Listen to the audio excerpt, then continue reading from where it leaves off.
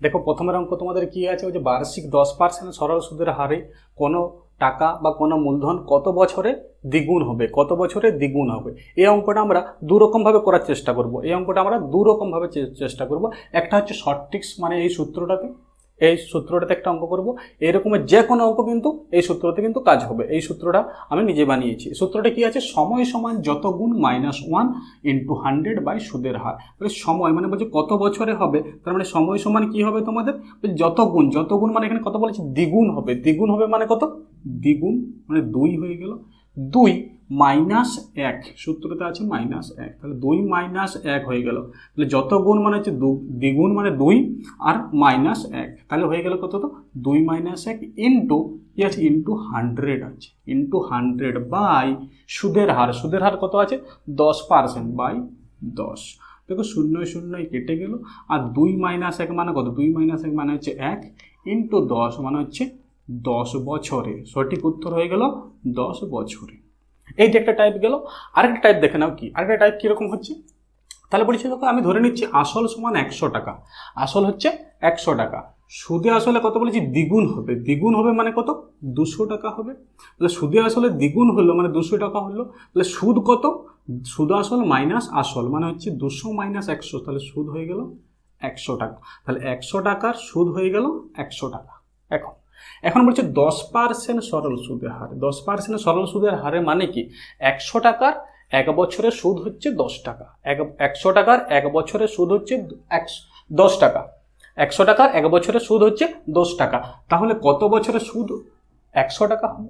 1 বছর যদি সুদ 10 টাকা হয়, তাহলে কত বছরে 100 টাকা হবে, বাই 10। 0 0 কেটে গেল, হয়ে গেল 10 বছর। ঠিক আছে, অ্যান্সার হয়ে গেল তোমাদের কত, 10 বছর সঠিক উত্তর। নেক্সট অঙ্ক দেখো, সেম টাইপের নেক্সট অঙ্ক। দেখো নেক্সট অঙ্ক কি আছে, বার্ষিক 20% সরল সুদের হারে কত বছরে কোনো টাকা সুদে আসলে 3 গুণ হবে। কত গুণ হবে, 3 গুণ হবে। তাহলে এই সূত্র অনুযায়ী কি হবে, সময় মানে কত বছর, সময়টা বছরটা কত হবে, 3 গুণ মানে যে 3 যত গুণ বলেছে, যত গুণ বলেছে তাহলে 3 - 1 ইন্টু 100 বাই সুদের হার। সুদের হার কত বলেছে, 20%। সুদের হার কত, 20%। তাহলে 20 কত, 100, 20 5 100, তাহলে 5 হয়ে গেল। আর এটা 2, 3 - 1 সমান কত, 2, তাহলে 2 × 5, তাহলে এটা অ্যান্সার কত হয়ে গেল, এটাও 10 বছর। এটার অ্যান্সার কিন্তু 10 বছর হয়ে গেল। সেম টাইপের ম্যাথ, আগে যেটা ম্যাথটা করলাম সেম টাইপের। এই অঙ্কগুলো কিন্তু পরীক্ষায় পড়ে। আর একটু যদি অন্যরকম ভাবে এই অঙ্কটা করার চেষ্টা করি আগের মতো, তাহলে আগের মতো করলে দেখো কত হচ্ছে, আমি ধরে নিচ্ছি আসল 100 টাকা, সুদে আসলে 3 গুণ হয়ে গেল মানে হচ্ছে 300 টাকা হয়ে গেল। কত হয়ে গেল, 300 টাকা। তাহলে সুদে আসলে কত হয়ে গেল, 300 টাকা মানে 3 গুণ।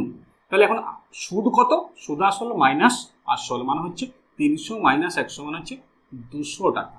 তাহলে 100 টাকার সুদ কত হয়ে গেল, 200 টাকা। এখন সুদের হার কত বলেছে, 20%, মানে 100 টাকার 1 বছরের সুদের হার হচ্ছে 20%, মানে 100 টাকার 1 বছরের সুদ 20 টাকা। তাহলে 100 টাকার 1 বছরের সুদ যদি 20 টাকা হয়, তাহলে কত বছরের সুদ 200 টাকা হবে, বাই 20 কেটে দিলে কত হয়ে গেল অ্যান্সার, 10 বছর। 10 বছর। ঠিক আছে, এরপর আসছি এইরকম টাইপের বাট একটু আলাদা ধরনের, সেটাও কিন্তু আমরা সূত্র দিয়ে করব। চলে আসছি নেক্সট অঙ্কে। দেখো নেক্সট অঙ্ক কি আছে, নেক্সট অঙ্ক কি আছে, বলছে বার্ষিক কত % সরল সুদের হার হলে কোনো মূলধন কত বছরে, 8 বছরে সুদে আসলে 3 গুণ হবে। বার্ষিক কত % সরল সুদের হার হলে কত 8 বছরে কোনো মূলধন সুদে আসলে 3 গুণ হবে। তাহলে এই অঙ্কটা আমার একটা সূত্র, সেই সূত্রটা কি, সুদের হার সমান যত গুণ -1 বাই সময় ইন্টু 100। আগে সূত্রটাই কি হয়েছে, ইন্টারচেঞ্জ হয়ে গেছে। কি ইন্টারচেঞ্জ হয়েছে, সুদের হারটা এখানে এসছে আর সময়টা এখানে গেছে।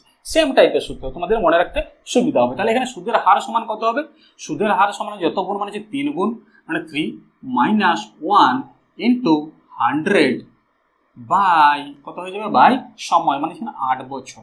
কত হয়ে গেল, 8 বছর। দেখুন যদি আমরা বিয়োগটা করি কত হচ্ছে, 2 ইন্টু 100 বাই 4 হলো, বাই 8, সরি বাই 8, 2 4 8, মানে এটা 4 হয়ে গেল কাটাকাটি করলে, আর 4 এটার কাটাকাটি করলে হলো 25। তাহলে সুদের হার কত হয়ে গেল, 25%। 25% হচ্ছে সুদের হার।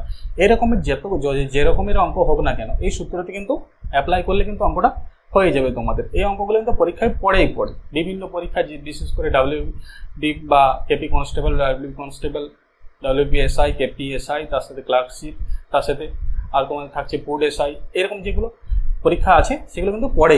চলো নেক্সট অঙ্কে যাওয়া যায়। দেখো নেক্সট অঙ্ক কি আছে, এই অঙ্কটা কিন্তু পরীক্ষায় বারবার আসে।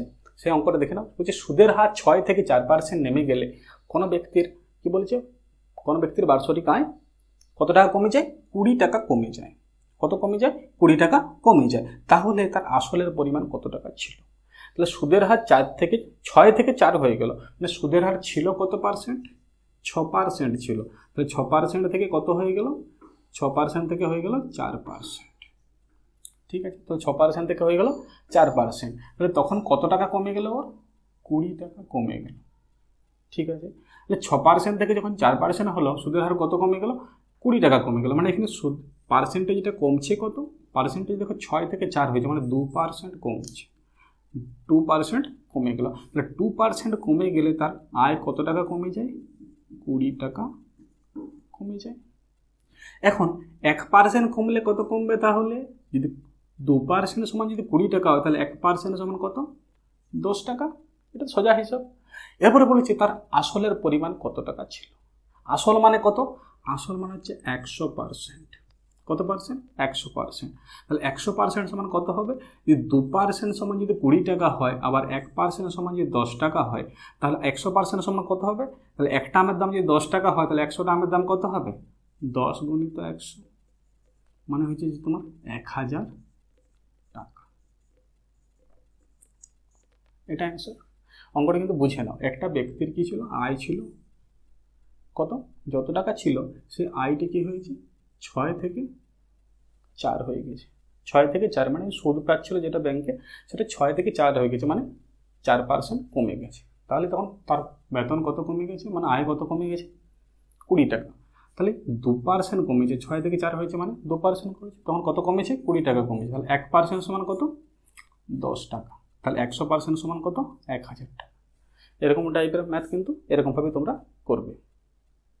তো আজকের মতন বাই, বেশি সময় নেই আর হাতে।